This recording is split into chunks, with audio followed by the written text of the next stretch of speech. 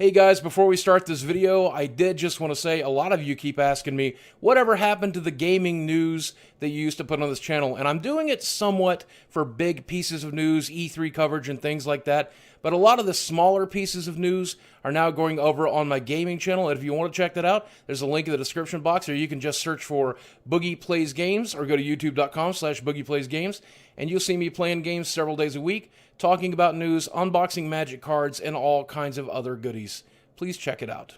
What's up, ladies and gentlemen of YouTube? Boogie2988 coming at you live once again through the power of the internet, and it looks like it's pretty much official at this point. We are absolutely getting an upgraded PlayStation 4 known as Project Neo. Now, if you pay attention to rumors, you've probably heard about this quite a bit over the last month. I wanted to wait until we got something official to talk about it. Well, we have that official documentation, so let's talk about it. Now, before we get started here, I should say that coming up with an upgraded version of a console in the middle of a generation is not surprising at all. This happens all the time. With the Xbox 360, we of course had the Elite. I think we eventually had a Slim there. There was a PlayStation 3 Slim. Nintendo has added extra RAM to their consoles before. We've seen this all the time. However, this is the first time we've ever seen upgraded processor, upgraded GPU, and upgraded memory. These upgrades are going to allow you to have a much higher and much more stable frame rate. It's going to allow you to be able to put out in 4K if the game allows that, or it can be upscaled to 4K if it's not native to 4K. I don't think very many games at this prior level will be 4K. And more importantly, this is going to make for a much more stable environment for the PlayStation VR. And honestly, being able to up-res previous games or having a Neo version of future games is important and kind of cool, but that's not the real reason I think behind this change. The real driving force between PlayStation 4 Neo is probably PlayStation VR. Frame rate is absurdly important when it comes to virtual reality, and this is something they absolutely had to get right, and it's something the PlayStation 4 probably couldn't do very well. Now, a lot of PlayStation owners are actually very upset about this. Some of them just bought a PlayStation in the last year. They probably paid between $300 to $350 for it, and now there's going to be an upgraded version for $400, and that makes a lot of people pissed. In order to attempt to counteract that, the guys over at PlayStation have said there'll never be anything exclusive to the Neo. If you can play it on the Neo, you can also play it on the PlayStation 4.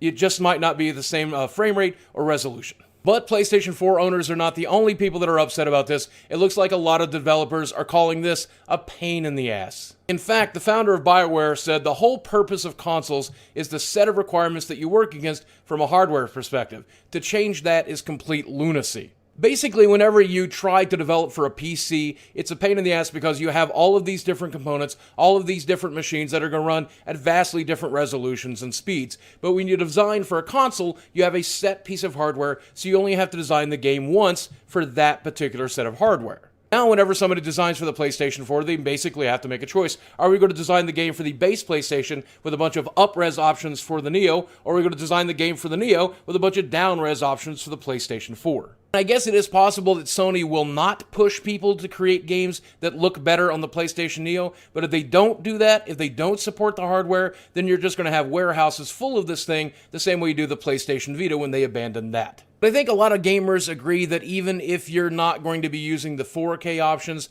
and you're not going to get a specially tailored 4K version of the game, having much more stable frame rates and a better looking 1080p is probably very, very welcome. Which is good because that has to be the selling point for this console. 4K resolution is great, and there's a good number of computer monitors that do that. There's a lot of televisions that do that as well, but they are very, very expensive, and as a result, not a lot of homes have 4K televisions and don't really need 4K resolutions. They need better frame rate. And as I said earlier, frame rate is the most important part of having a good virtual reality experience. So the reason the HTC Vive and the Oculus Rift has such incredible PC requirements is because they have to keep that frame rate up to 60 or 90 frames per second in order to have a good experience. And when those frame rates drop, you get very, very sick. It throws you out of the immersion. It can actually make you sick to your stomach and make you take your headset off. I'm sure that's been a problem with the PlayStation 4, and the PlayStation 4 Neo will hopefully alleviate that problem with PlayStation VR.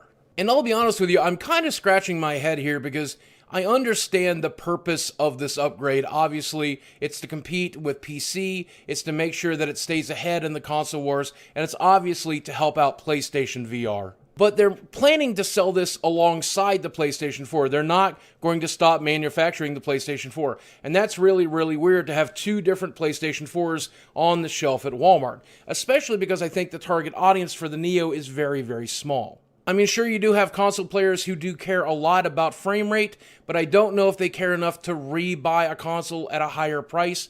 You do have the ones who have 4K televisions and would love to see their games in 4K resolution. I'm one of those people, but I think there are very, very few of us. And then, of course, there's the people that are interested in PlayStation VR like me, and they're looking for the best possible virtual reality experience that they can get. But again, I think that's only a small portion of us here in the first couple of years. I simply don't think they're going to sell a lot of units. But if you're somebody that waited till just now to buy into this console generation, it's a really good deal. And if you're somebody who sold off his PlayStation 4 previously and are looking to rebuy this holiday season, this is the way to go. But the biggest obstacle, I think, of course, here is going to be the developers. Do you force the developers to play along, or do you ask them politely to? And if you do ask them politely, how many are actually going to? And if there's not enough software supporting the machine, then it's just going to sit on shelves. But if nothing else, I guess this does serve as an interesting footnote in the history of gaming consoles. The first time we've ever seen an almost next-generation machine in the middle of an existing generation. Even though it's not a huge upgrade, it is a slight upgrade, and one that'll make a difference in the performance, and it's just never really been done at this scale, at this level before, and I think that's cool. But hey, that's just one man's opinion. I could be wrong. I probably will pick up a PlayStation Neo if it's available this fall or in the early next quarter to go along with my PlayStation VR.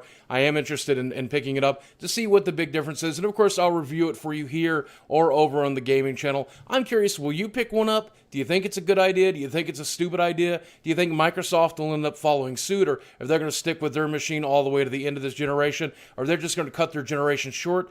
I don't know. It's a fascinating topic to me, as always. I get nervous talking about the console stuff because a lot of the times some of the console fans will get up in my face and in my Twitter for a few days, but I'm not afraid of those guys. Bring it on. Get as mad at me as you want, especially in the comments section below. I look forward to reading your comments. Guys, thanks for watching. I love you very much, and I'll speak with you again soon.